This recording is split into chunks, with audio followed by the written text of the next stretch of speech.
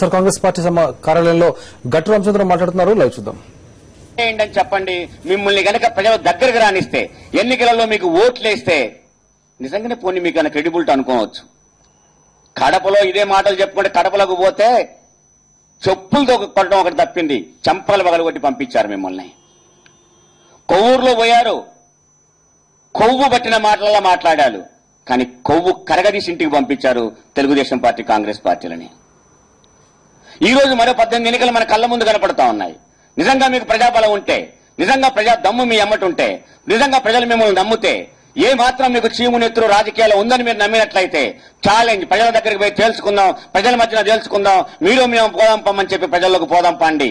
నిజంగా ప్రజలు మిమ్మల్ని నమ్మితే రాజకీయంగా మీరు పనికొస్తారు అనుకోవచ్చు.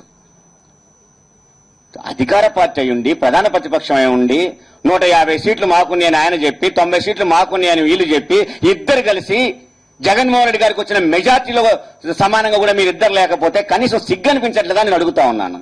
ఏ మాత్రం సిగ్గు అనిపించినా, ప్రజలలో అసహ్యం అనిపించుకుంటున్నాము, 4 మంచి మాటలు చెప్పుకుందాము, ఈ దరిద్ర మాటలు మాట్లాడొద్దు, ఈ అబద్దాలు చెప్పొద్దు, ఈ బదనాములు చేసే ప్రయత్నం చేయొద్దు, ఈ మ్యానిపులేషన్ తో బతకడం కరెక్ట్ కాదు అని ఏ మాత్రం మీకు రాజకీయ ఇంగిత జ్ఞానం ఉన్నా కూడా ఈ మాటలు మాట్లాడరు. ఇవాళ మీరు ప్రజలు చూస్తలేరండి. పరిటాల రవిని చంపినప్పుడు జగన్మోహన్ రెడ్డి గారిది బాధ్యత అంటారు. రవిని చంపిన సూర్యని ముద్దాయిని, సూర్యుని చంపినప్పుడు అది మళ్ళీ జగన్మోహన్ రెడ్డి గారి బాధ్యత అంటారు.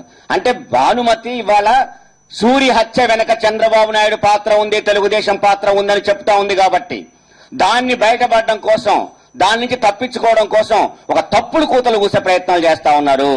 జగన్మోహన్ రెడ్డి గారు దాదాపు 2 సంవత్సరాలుగా ఆయన జనంలో ఉండి కనీసం ఇల్లును కూడా చూడకుండా, భార్య పిల్లల్ని కూడా కనీసం చూసుకోకుండా, ప్రజల మధ్యన తిరుగుతూ, ఊరూరు తిరుగుతూ, ప్రపంచంలోనే ఏ రాజకీయ నాయకుడు తిరగనట్టుగా సుమారు 22,000 కిలోమీటర్లు ఇవాళ ఆయన ప్రజల్లో తిరిగి ప్రజల మధ్యన ఉంటా ఉంటే ఒక తప్పుడు మాటలు, తప్పుడు కూతలు కోయడానికి ఏ విధంగా ప్రయత్నం చేస్తా ఉన్నారు అని అడుగుతా ఉన్నాను. ఇక్కడ తెలుగుదేశం పార్టీ ఆఫీసులో ప్రెస్ మీట్ పెట్టగానే అదే మాటల్ని ఢిల్లీలో కాంగ్రెస్ పార్టీ ప్రెస్ మీట్ పెట్టుద్ది. ఢిల్లీలో కాంగ్రెస్ పార్టీ ప్రెస్ మీట్ పెట్టగానే ఇక్కడ తెలుగుదేశం అదే మాటల్ని ప్రెస్ మీట్ పెట్టుద్ది. అంటే మీరిద్దరు కలిసే కుమ్మక్కై కావాలని మీరు చేస్తున్నది కరెక్ట్ కాదా అని అడుగుతా ఉన్నాను. మీరు చెప్పేదే అదే కదా నేను అడుగుతా ఉన్నాను. తెలుగుదేశం పార్టీ ఏం చెప్పుద్దో కాంగ్రెస్ పార్టీ అది చెప్పుద్ది, కాంగ్రెస్ పార్టీ ఏం చెప్పుద్దో తెలుగుదేశం పార్టీ అది చెప్పుద్ది. ఇద్దరు కలిసి చెప్పేది ఏంటంటే జగన్ జగన్ జగన్ జగన్ జగన్. ఎందుకని మీకు ఇంత భయం? జగన్ చూస్తే ఎందుకు భయపడతా ఉన్నారు? జగన్ ఎమ్మటి జనం ఉన్నారు. జగన్ చూసి భయపడ్డం అంటే జనాన్ని చూసి భయపడ్డం. జనంలోకి పోలేకపోతా ఉన్నారు మీరు. ఎందుకని జనం మిమ్మల్ని చేదరించుకుంటున్నారు? జనం ఎందుకు మిమ్మల్ని అసహించుకుంటున్నారు? అన్ని తప్పుడు చేస్తారు. రాజశేఖర రెడ్డి గారు దళితులకు వ్యతిరేకమని ఒక ప్రచారం ఎన్నికలకు ముందు అని జనంలోకి పోతారు ఎవడన్నా. వెనుకబడిన తరగతులకు వ్యతిరేకమని ఒకప్పుడు, ఆ ప్రాంతానికి వ్యతిరేకమని ఒక ఆయన, గిరిజనులకు వ్యతిరేకమని ఇంకొక ఆయన, రకరకాలుగా ఈ తప్పుడు ప్రచారాలు చేసుకుంటూ ఏసీ రూముల్లో కూర్చుంటున్నారు. జగన్ మాత్రం జనంలో ఉన్నారు, మీరు ఏసీ రూముల్లో ఉన్నారు. అద్దాల మేడలో కూర్చొని రాళ్లు ఎదుటోని మీద వేయాలనుకుంటే ఆ అద్దాలు పగిలి మీ ముఖాన్ని పగలు కొడతాయనే విషయాన్ని కూడా నేను స్పష్టంగా చెప్పదలుచుకున్నాను. ఇలా వి హనుమంతరావు అంటాడు మంగళకృష్ణ నీ అనుచరుడు కాదా అని. నేను చెప్తున్నాను, చంద్రబాబు నాయుడు గారు, వి హనుమంతరావు మీరు ఒక్కసారి చూడండి. జగన్మోహన్ రెడ్డి గారు అనుచరుడు తప్పు చేసింది అంటున్నావు. నీ తప్పుల సంగతి ఏంటి? నీ ఆస్తుల సంగతి ఏంటి? వి హనుమంతరావు ఎక్కడ ఉద్యోగం చేశాడు? ఏ టైర్లు అమ్ముకొని రాజకీయ జీవితాన్ని ఆయన కొనసాగించాడు? నీ ఆస్తిపాస్తులు ఎంత? నీకున్న ఇల్లు ఎక్కడది? ఆ ఇల్లు ఎవరు గిఫ్ట్ గా ఇచ్చారు? ఎందుకు గిఫ్ట్ గా ఇచ్చారు? వాళ్ళకు నువ్వేం పని చేశావు? వీటన్నిటికీ జవాబులు చెప్పాల్సిన అవసరం ఉంటుంది. కానీ వైఎస్ఆర్ కాంగ్రెస్ పార్టీ డిగ్నిఫైగా రాజకీయాలు చేయదలుచుకున్నది, విలువలతో రాజకీయాలు చేయదలుచుకున్నది. తప్పుడు ఆరోపణలు చేయడానికి మేము సిద్ధంగా లేము.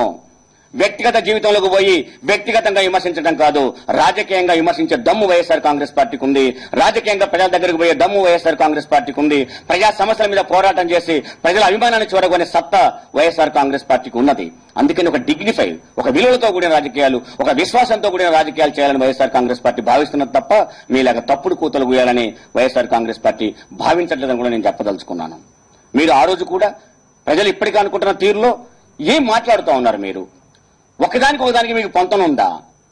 ఎవరి మీద ఆరోపణలు చేస్తా ఉన్నారు? కానీ ఒక పత్రిక ఏమంటే జగన్మోహన్ రెడ్డి గారు అనుచరుడు అని. చంద్రబాబు నాయుడు గారు పరిపాలన చేసినప్పుడు స్టాంపుల కుంభకోణంలో ఏ పేపర్ చూసినా, ఏ పేపర్లో ఏ పేరా చూసినా చంద్రబాబు నాయుడు గారి అనుచరులే కాదా? తెలుగు ఎవడైతే 4 మంత్రులతో సంబంధాలు ఉందని చెప్పింది నిజం కాదా?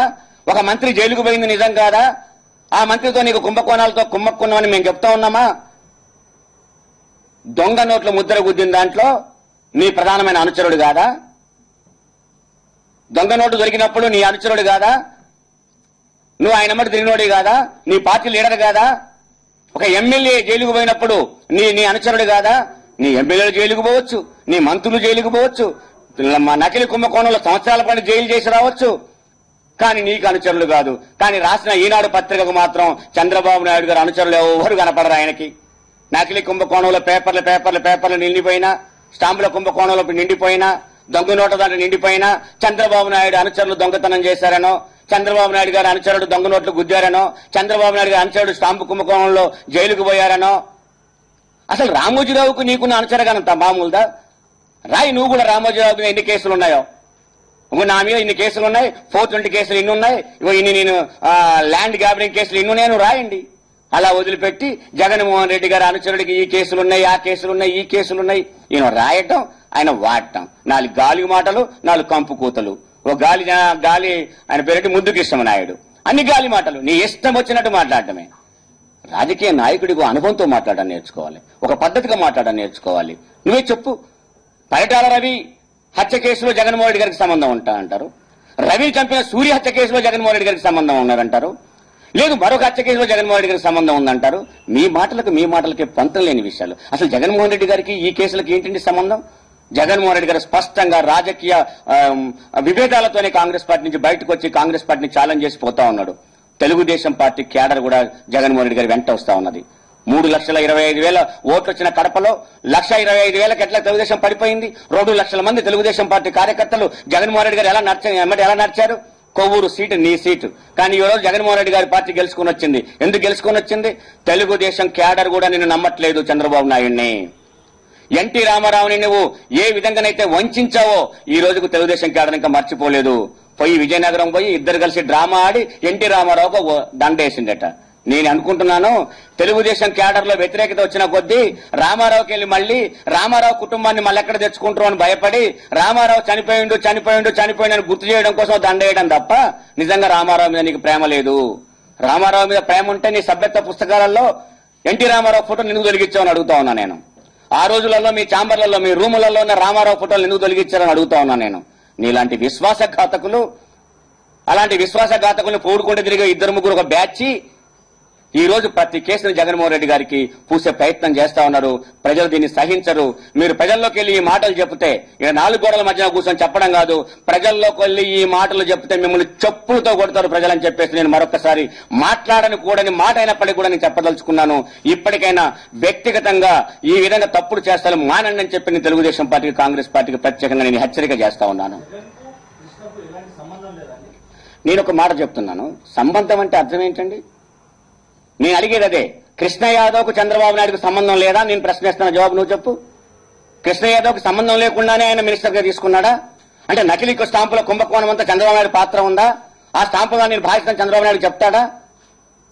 అంటే పరిచయం ఉన్నంత మాత్రాన వెంటుంటే అనుచరుడంత మాత్రం జగన్మోహన్ రెడ్డి గారు ఏమంటే లక్షల మంది కదులుతా ఉన్నారు. ఈ లక్షల మంది క్యారెక్టర్లకు ఆయన బాధ్యత. చంద్రబాబు నాయుడు ఏమంటే ఇక్కడి నుంచి 1,00,000 మంది కదిలిపోయారు. ఒక ఆయన తుపాకు పట్టుకొని కూడా తెలంగాణ మొత్తం తిరిగాడు. ఆ రోజు తుపాకీ వెళ్తే చంద్రబాబు నాయుడు కాల్చినట్ట?